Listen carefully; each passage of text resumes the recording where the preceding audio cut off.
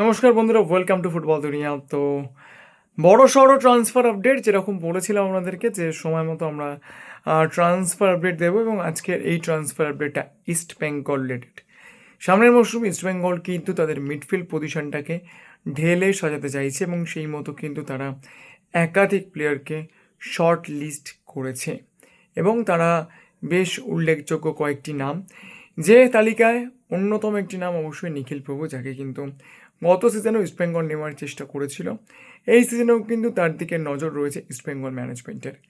কিন্তু যে দুটো নাম হয়তো একটু আনপ্রেডিক্টেবল, বাট ইস্টবেঙ্গল ম্যানেজমেন্ট কিন্তু তরুণ ব্রিগেডদেরকে নিয়ে দল গঠন করতে চাইছে, এবং তাদের টপ প্রায়োরিটি লিস্টে এই মুহূর্তে দুজন মিডফিল্ডার রয়েছে। অবশ্যই যারা high profile name, Anirudh Thapa, Sahal টাল, এরা তো রয়েছে, কিন্তু এদেরকে পাওয়াটা অত্যন্ত ডিফিকাল্ট।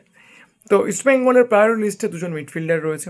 একজন নর্থ ইস্ট ইউনাইটেড এফসির ম্যাকাটন লুইস নিক্সন, যার সঙ্গে কিন্তু 2028 সাল পর্যন্ত কন্ট্রাক্ট রয়েছে নর্থ ইস্ট ইউনাইটেড এফসি, এবং আরেকজন তরুণ প্রতিভা পাঞ্জাব এফসির রিকি সাবং। এই দুই প্লেয়ারকে কিন্তু ইস্টবেঙ্গল টার্গেট করেছে। দেখুন, এখনও পর্যন্ত যে মারাত্মক কংক্রিট কিছু হয়েছে সেরকমটা তো কখনো বলা যায় না এরকমভাবে, বাট এই দুজন প্লেয়ার কিন্তু ইস্টবেঙ্গলের র্যাডারে রয়েছে।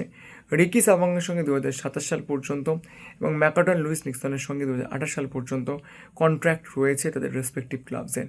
তো স্বাভাবিকভাবেই তাদেরকে পেতে গেলে ট্রান্সফার ফি দিতে হবে, এবং ইস্টবেঙ্গল ম্যানেজমেন্ট কিন্তু সেই চেষ্টা করে, যদি এদের মধ্যে থেকে কোনো একজনকেও যদি নেওয়া সম্ভব হয় সেই চেষ্টা কিন্তু করছে।